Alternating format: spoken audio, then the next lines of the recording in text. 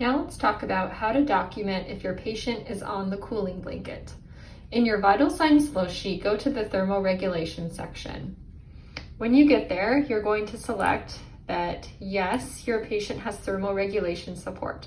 You can then add in their skin temperature probe reading and their temperature probe site. Now, cooling blanket patients will not have a isolette that's turned on or providing them with any heat, so you will leave these rows blank.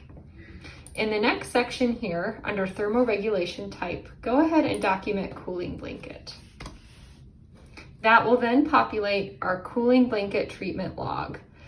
When the patient first arrives, we'll add in their birth date and time, and then the start date and time of their cooling therapy. So this is the time when the patient reached their goal core temperature of between 33 and 34 degrees.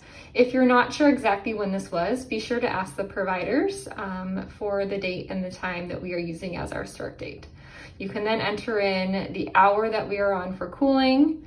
So we're going to pretend that we are doing our first hour of cooling for this patient. The device mode will always be in auto mode. Our set temp, that would be the set temperature of the blanket. So I'm going to put in 33.5 degrees. Then I'm going to look at the cooling blanket to see what my patient's temperature is reading from their rectal probe. So let's pretend that my rectal probe is reading a temperature of 33.1. There we go. I will then read the blanket temperature. So we'll pretend that our blanket temperature is 32 degrees, and then you're going to record your patient's skin temperature. So this will be from the temperature probe that your patient is currently wearing in their isolette. So we'll pretend that that temperature is also reading 33.1. Perfect.